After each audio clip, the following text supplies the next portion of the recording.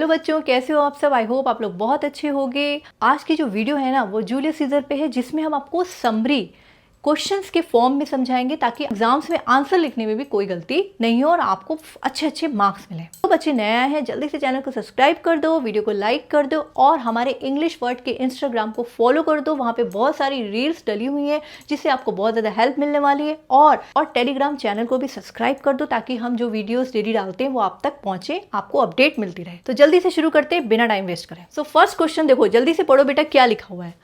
How do the heavens blaze for the death of Julius Caesar. तो इसमें क्या होता है बेटा, जैसे कैल्पुनिया होती है, एक बहुत डरावना सपना देखती है ना। वो सपना देखती है कि जूलियस सीजर जो है वो मर गया है, उसके जो ब्लड से जितने भी लोग हैं वो नहा रहे हैं, ठीक है, बात कर रहे हैं, और एक तरीके से जितने भी लोग हैं बाकी जो उसके एनिमीज हैं वो बहुत ज़्यादा खुश हो रहे हैं, ठीक है। उसको कैसा लगा कि क्या क्या चीज़ें हो रही हैं। तो पहली चीज़ क्या हुई, हेवन ने क्या साइन दिया ग्रेट डिसास्टर का, क्या क्या चीज़ें हुई। सबसे पहले तो कैल्पुनिया को ये सपना आया कि सीजर का मर्डर हो चुका है। और क्या देख रही है वो कि एक लायनस जो है वो giving birth in the street, सड़कों पे जो लायनस है वो अपने बच्चों को पैदा कर रही है। और जो बेटा ग्रेव्स हैं, ग्रेव्स किसको बोलते हैं, जो कब्र होती है ना, जिसमें डेड बॉडीज को हम दफना देते हैं, उसमें से डेड बॉडीज बाहर आ रही है निकल के, ठीक है। दूसरी बात, जो वॉरियर्स हैं वो लड़ रहे हैं, कहाँ, क्लाउड्स में, आसमान में वो लड़ाई कर रहे हैं आपस में एक दूसरे से, ठीक है। जो ब्लड है वो गिर रहा है कहाँ पर, ऑन द कैपिटल, मतलब उस शहर में पूरा ब्लड ही ब्लड हो रहा है, ठीक। और जो घोस्ट हैं वो crying out in the street, यानी जो भूत हैं वो जोर जोर से चीख रहे हैं, चिल्ला रहे हैं, सड़कों पे आ गए। तो एक तरीके का ये सपना था जो डरावना था, और क्या क्या चीजें हो रही थी ये इस आंसर में आपको लिखना है, ठीक है। समझ में आ गया ना आपको। चलो नेक्स्ट क्वेश्चन की तरफ। तो बेटा नेक्स्ट क्वेश्चन देखो और समरी को भी समझो। क्या है, what did Calpurnia dream about Caesar. क्या सपने में उसने देखा सीजर के बारे में। How did Brutus interrupt the dream, ठीक है। आपको पता है ना इसमें क्या होता है, जब कैल्पुनिया सपना देखती है और वो मना करती है अपने हस्बैंड को, जूलियस सीजर को, कि भाई तुम आज मत जाओ, मैंने बहुत गंदा सपना देखा है और मुझे लग रहा है कुछ खराब होने वाला है, ठीक है। लेकिन तभी ब्रूटस आता है और उसके सपने को इंटरप्ट करता है, कहता है नहीं नहीं, ये सपना जो है अच्छे के लिए, ठीक है, इसको खराब मत समझो और हमारे साथ चलो। तो वो कैसे इंटरप्ट करता है बेटा, वो आपको इस आंसर में लिखना है। उसने क्या सपने में देखा ये भी लिखना है। तो कैल्पुनिया ने क्या देखा सपने में, कि जो सीजर का स्टैचू है पूरी तरीके से उसमें ब्लडी ब्लड है, एक फाउंटेन की तरह उसमें से ब्लड निकल रहा है उसके स्टैचू से।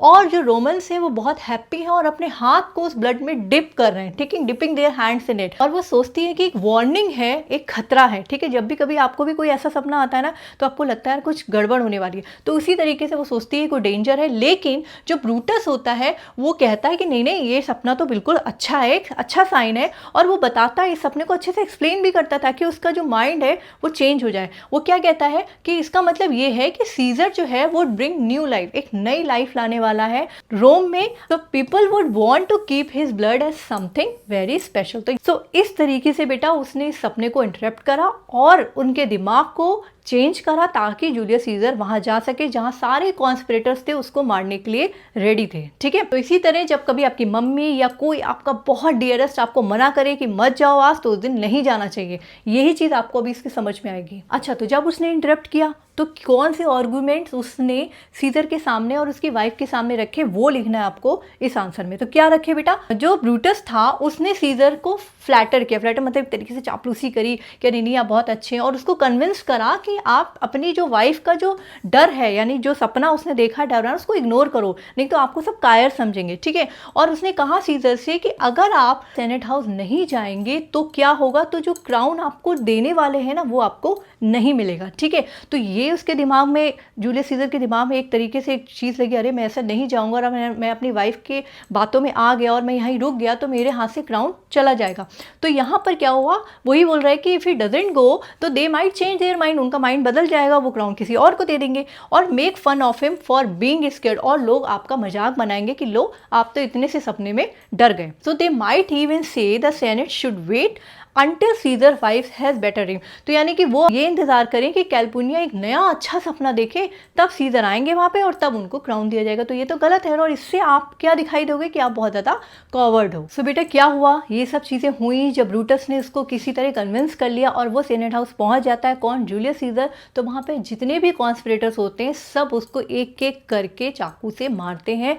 और वो लास्ट में जब ब्रूटस उसको मारता है, यानी अपने चाकू से उसको मारता है, तो वो लास्ट में वो एक लाइन बोलता है यू टू ब्रूटस, मतलब ब्रूटस तुम भी, क्योंकि उसको विश्वास नहीं होता है वो एक अच्छा दोस्त होता है, या कहिए कि एक तरीके से हमेशा वो उसकी अच्छाई सोचता है, उसको लगता है जूलियस सीजर को, लेकिन ऐसा होता नहीं, क्योंकि उसको भी एक तरीके से लालच आ जाता है। वो सोचता है जूलियस सीजर मर जाएगा तो मुझे उसका क्राउन मिल जाएगा, इसीलिए वो सारा मिलके एक तरीके से कॉन्स्पिरेसी रचते हैं। ठीक है, इसमें क्या होता है, जो एंटोनी होता है यानी ये जूलियस सीजर का बेस्ट फ्रेंड होता है। जब उसको मार देते हैं तो उसकी जो डेड बॉडी होती है उसको देख के एंटोनी क्या कहता है सीजर के बारे में, ये आपको लिखना है इस आंसर में, और आपको समरी भी अच्छे से क्लियर हो जाएगी। तो क्या होता है बेटा, जब एंटोनी देखता है सीजर की बॉडी को यानी उसकी डेड बॉडी को, तो वो महसूस करता है और बहुत दुखी होता है और कहता है O mighty Caesar have all your victories and riches ended like this, मतलब क्या तुम्हारी जो भी तुमने इतनी वॉर्स जीते, सब कुछ जीता, कि आज तुम्हारी कंडीशन ये तुम एक डेड बॉडी की तरह लेटे हो। उसको बहुत ज़्यादा दुख होता है। एंटोनी कहता है ही डिडंट नो, उसको नहीं पता था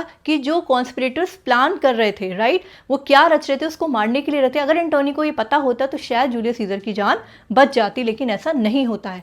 and is ready to die if they want to kill him, मतलब वो भी तैयार था, अगर वो उसको भी मारने को दौड़ते तो वो जूलियस सीजर के लिए एंटोनी अपनी जान भी दे देता।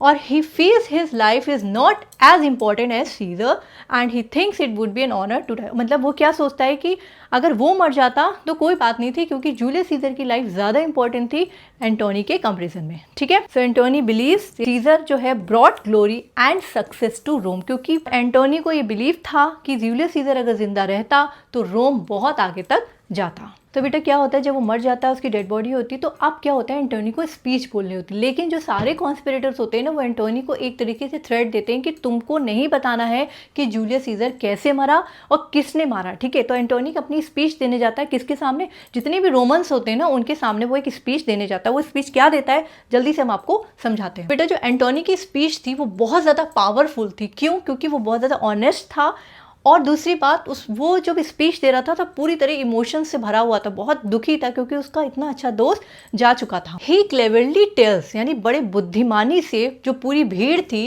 वो बता देता है, अपनी स्पीच के थ्रू बता देता है कि सीजर जो था वो एम्बिशियस नहीं था। जो कॉन्स्पिरेटर्स थे ना उन्होंने रोमन्स को क्या बताया था कि सीजर बहुत ज़्यादा एम्बिशियस था, इसीलिए वो उसका मर्डर हो गया। ठीक है, लेकिन यहाँ पर एंटोनी अपनी स्पीच के थ्रू बताता है कि सीजर एम्बिशियस नहीं था, उसको कोई चाहत नहीं थी कि उसको रोम का क्राउन मिले। ठीक है, और ये भी बताता है कि यहाँ तक कि जूलियस सीजर ने उस क्राउन को 3 टाइम्स रिफ्यूज कर दिया था, मना कर दिया था कि मुझे क्राउन नहीं चाहिए, लेकिन तब भी कॉन्स्पिरेटर्स ने उनको मार दिया। और यहाँ तक कि ये बताता है कि जूलियस सीजर ने शेयर किया अपनी जो विल थी उसमें से 75 ड्रेकमास हर रोमन को दिए।